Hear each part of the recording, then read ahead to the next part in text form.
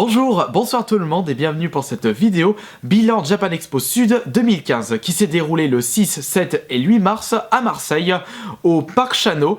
Et ça faisait depuis un bon moment que je n'étais plus allé à cette fameuse Japan Expo Sud. La dernière fois c'était pour l'année 2011. L'année dernière, je n'avais pas pu faire pour des raisons, je crois que c'était les travaux au Parc Chano.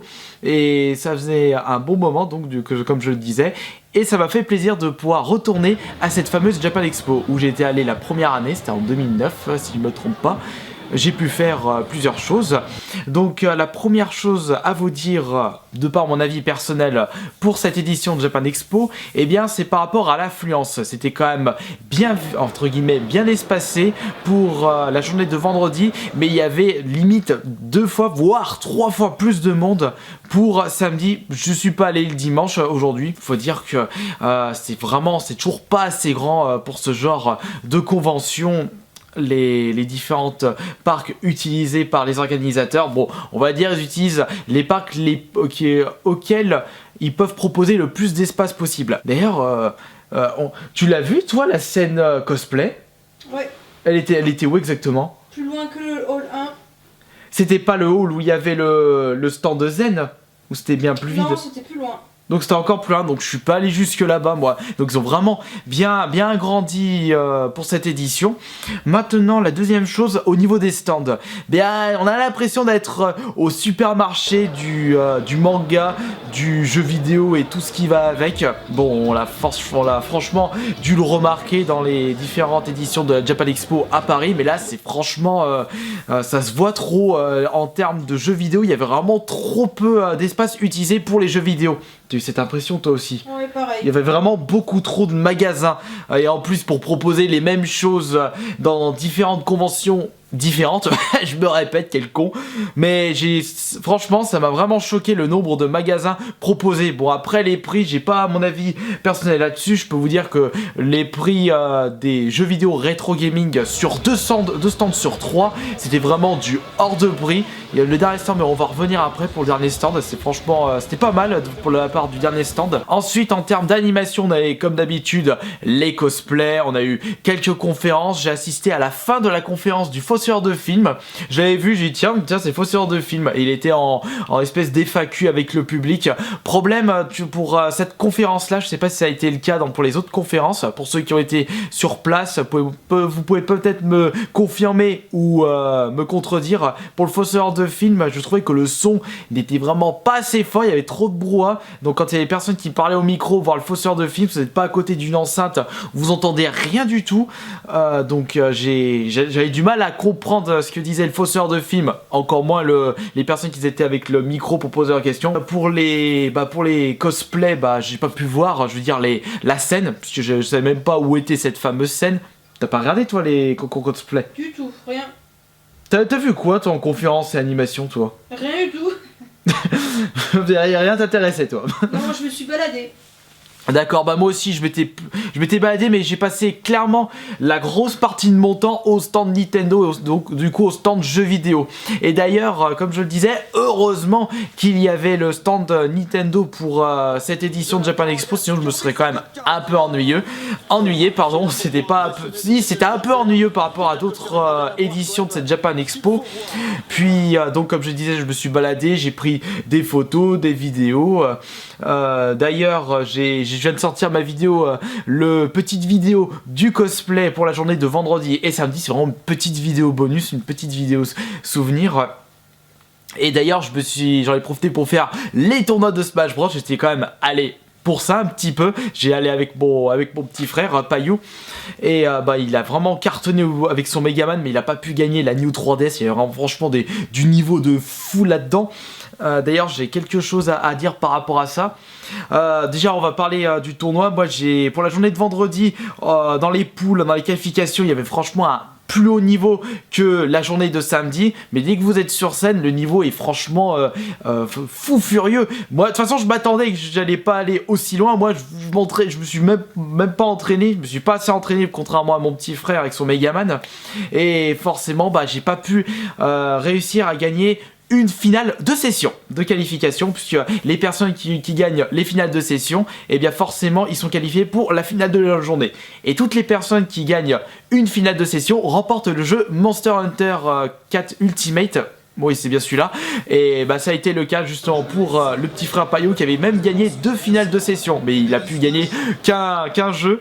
Mais quand il avait gagné sa deuxième finale de session, le deuxième, il s'y attendait pas du tout. Il était hyper heureux quand il avait gagné son jeu. Fallait le voir. Il était oh putain c'est génial. Mais par contre tu t'étais pas qualifié pour la finale de la journée. Il disait oh je m'en fous j'ai gagné le jeu. C'était quand même plaisant de voir sa réaction.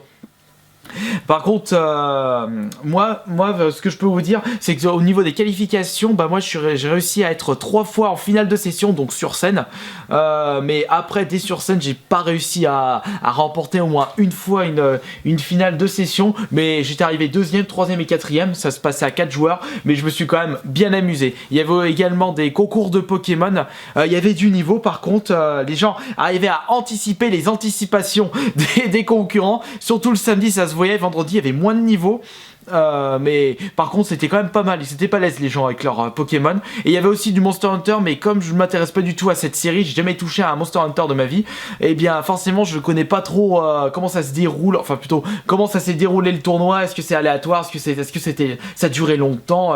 Ils avaient juste fait la finale de la journée sur scène. Après c'était en équipe, c'était du 2 contre 2. Après, je trouvais que c'était pas mal de la part de Nintendo. Bon, après, ils sont là un peu pour vendre leurs produits. Donc, les produits du moment, c'était Monster Hunter, toujours Pokémon, il y avait du Smash Bros. Forcément, ils sont obligés de montrer, de faire des tournois sur les jeux du moment. Après, au terme d'organisation, pour Nintendo, ça s'est quand même très bien déroulé. C'était vraiment professionnel pour les animateurs.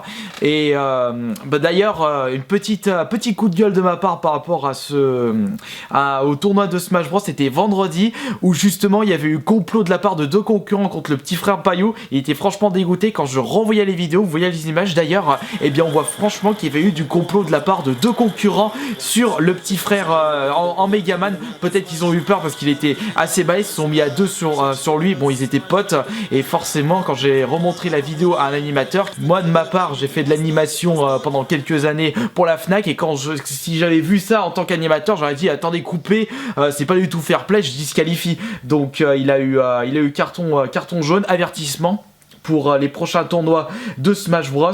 C'était d'ailleurs celui qui avait gagné à New 3DS pour la journée de vendredi. Il avait eu peur, ce que m'a dit l'animateur, il a été de bonne foi, il a reconnu. Il a eu de la chance d'ailleurs, le joueur que j'avais pas dit, carrément dans le match il aurait été disqualifié. Il a eu du pot. Bon ça c'était la petite anecdote. Après ils ont franchement fait un bon boulot les animateurs, ils peuvent pas être partout.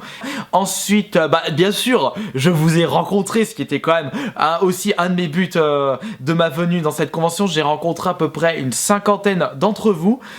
Toujours, ça m'a fait plaisir. J'ai eu même le droit à des petits cadeaux de votre part. Je les montrerai pour le prochain épisode de Je reçois vos cadeaux. Ensuite j'ai fait également quelques emplettes. J'ai acheté ceci dans un stand rétro gaming, ils vendaient ceci, le rétro vers le futur hors série pour Kirby. D'ailleurs il y a un gars en MP Facebook qui arrêtait pas de marceler, est-ce que tu vas t'acheter ça? Au final je l'ai acheté pour 5,90€ et c'est franchement bien foutu. Je l'ai pas encore lu à fond et je le lirai un peu plus tard, peut-être au WC, au lit quand j'aurai le temps. Ensuite dans un stand de rétro gaming, j'ai été franchement étonné des prix. Franchement des prix raisonnables pour de la convention. Ils vendaient des jeux rétro version Jap en boîte, en parfait état, entre 10 à 30€, à 40€ pour les un peu plus rares. Et du coup, mon petit frère était content, il a trouvé un Rockman 8, je me suis mal à l'ongle. Un Rockman 8, donc Megaman 8 sur PS1 version Jap, 25€ le jeu. Je me suis dit, putain, c'est un bon prix ça. Et il l'a pris tout de suite. Moi, je me suis acheté ça. Je me suis dit, oh, je vais éviter d'acheter quelque chose pour cette convention. Mon cul, j'ai acheté ça du coup. La Retron 5, je me suis payé, ça faisait un moment que je m'étais attiré par cette console, mais j'avais pas trop envie d'acheter sur internet, et je l'ai vu là dans le stand de Rétro, et il la vendait prix internet, donc 159€, et je me suis dit, allez, je le paye. J'avais acheté également une manette Pokémon version Jap pour Rumi, et la vendeuse m'a offert du coup ceci, le Kirby sur Famicom, c'est le Hoshino Kirby Adventure, donc c'est le premier Kirby sur NES. D'ailleurs il n'y en a eu qu'un de Kirby si je ne me trompe pas sur la Nintendo NES pour la version pour la Nintendo version japonaise, Famicom. Et on peut voir avec la boîte rectangulaire. C'est pas mal, merci à la vendeuse. Et ça, pour ceci, je vous en ferai une présentation déballage, non ASMR. D'ailleurs, il n'y en aura pas ce soir de ASMR pour la semaine prochaine. Et je vous en dirai mon avis après avoir branché. Puisque j'avais également l'intention de faire du Kirby Play sur du jeu rétro. Et comme ceci, ça fait de la Game Boy Advance, la Super NES, la NES, la Genesis, la Famicom, version Jap, européenne et américaine. Et c'est en HDMI, je devrais pouvoir enregistrer. Je vous en dirai plus dès demain lors de la vidéo unboxing. Putain, je me suis fait mal avec l'ongle. Putain, je l'ai... Ah, putain. Ouais, je verrai ça après. Bah, je trouve que pour cette Japan Expo Sud, 15 €, c'est quand même un peu cher pour prix convention. On remarque que ça augmente de plus en plus, que ce soit le prix des stands, le prix le billet d'entrée. Après 10 € vendredi, ça reste raisonnable. Surtout qu'il y avait beaucoup moins de monde. C'est pour ça que pour les années futures, je vous conseillerais d'y aller le vendredi pour cette Japan Expo Sud. Mais samedi, 5 € plus cher, il y avait beaucoup plus de monde, ça reste quand même assez frustrant. Ensuite, que j'oublie rien du tout, comme je le disais, je trouvais qu'il y avait beaucoup trop peu de stands jeux vidéo. Il y avait juste le stand Nintendo, le stand Capcom avec juste Monster Hunter, où on avait le stand Millennium où il faisait un peu du live Twitch sur du LOL. Il y avait quelques compètes de League of Legends et du FF14 online. Et il y avait un stand rétro geek juste sur le côté, mais ça faisait moitié jeux vidéo, il y avait que 5 consoles disponibles, et moitié vente de pixel art. Donc je pouvais pas vraiment appeler ça un vrai stand de jeux vidéo et d'animation.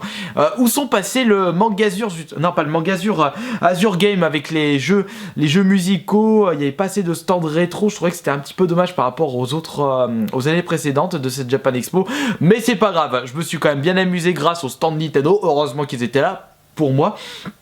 Et j'en suis du coup plutôt satisfait de cette édition. Toi, t'as été contente de cette édition au final? Ouais, ça va.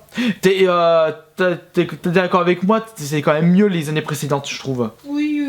Ouais. Je préférais aussi, ouais. Enfin bon, peut-être que pour l'année prochaine, ils vont améliorer ceci, enfin j'espère. Donc pour les personnes qui ont été présentes à cette Japan Expo Sud, n'hésitez pas à également dire pour vous votre avis dessus, sur cette convention, cette édition. Est-ce que ça a été votre la première fois que vous venez à cette convention? Qu'est-ce que vous avez pensé? Est-ce que vous pensez que c'était mieux avant? L'éternel débat, l'éternelle expression, c'était mieux avant. Enfin bon, voilà, on arrête pour cette vidéo bilan de cette Japan Expo Sud 2015. En termes de convention, dans 2 semaines, c'est le Clermont Geek Convention à Clermont-Ferrand, et j'y serai seulement un jour sur 2. Je vous dirai le jour exact un peu plus tard sur le Facebook. À la prochaine.